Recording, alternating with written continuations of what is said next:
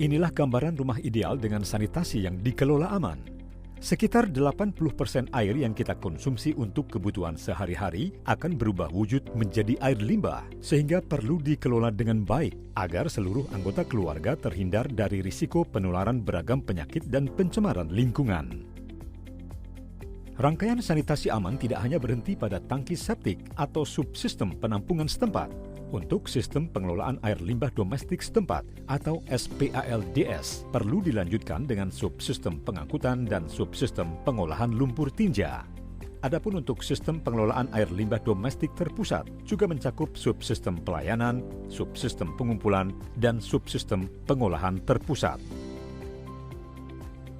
Nah, penyediaan pelayanan pengolahan air limbah domestik bagi masyarakat merupakan kewajiban pemerintah daerah. Ini seperti yang tertuang dalam Peraturan Menteri Dalam Negeri Nomor 100 Tahun 2018 tentang Standar Pelayanan Minimal atau SPM. Untuk memenuhi SPM air limbah domestik, dibutuhkan penyelenggara operasional layanan lumpur tinja secara berkelanjutan. Disinilah peran Lembaga Operator Pengelolaan Air Limbah Domestik atau PALD sangat dibutuhkan.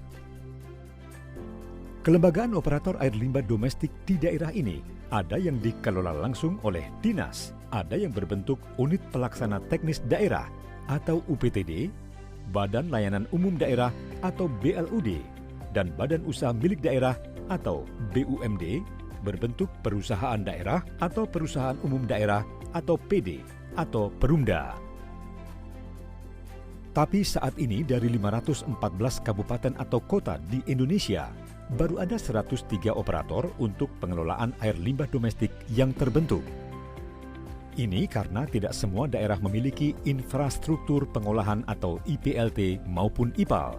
Bahkan untuk yang sudah terbangun, tidak semua daerah memahami pentingnya pemisahan fungsi regulator dan operator untuk pengelolaan air limbah domestik. Akibatnya, tidak sedikit IPLT dan IPAL yang sudah dibangun menjadi terbengkalai karena tidak ada lembaga operator yang diserahi tanggung jawab dan kewenangan untuk mengoperasikan dan memelihara sarana serta mengelola layanan pemanfaatannya.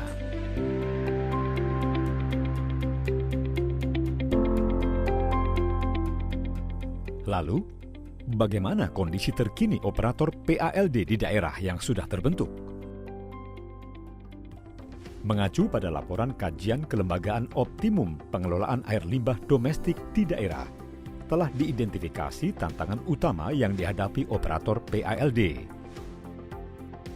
Yang pertama adalah tantangan infrastruktur. Beberapa daerah punya kapasitas instalasi pengolahan cukup besar, tetapi jumlah rumah tangga yang dilayani masih sedikit. Namun, ada juga daerah yang jumlah layanannya melebihi kapasitas instalasi pengolahannya. Kedua, tantangan sumber daya manusia atau SDM. Jumlah dan kualitas kompetensi SDM masih kurang. Pelatihan teknis yang diikuti operator daerah juga masih minim. Akibatnya penyediaan layanan air limbah domestik kurang optimal. Ketiga, tantangan pengelolaan keuangan. Anggaran yang disediakan pemerintah daerah untuk sektor air limbah domestik masih terbatas. Akibatnya operator air limbah domestik tidak dapat memenuhi biaya operasional dan pemeliharaan infrastruktur dengan baik. Keempat, tantangan target segmen pelanggan. Jumlah pelanggan air limbah domestik masih terbatas karena kurangnya pemasaran layanan penyediaan lumpur tinja secara berkala kepada masyarakat. Dan kelima, tantangan kinerja regulator.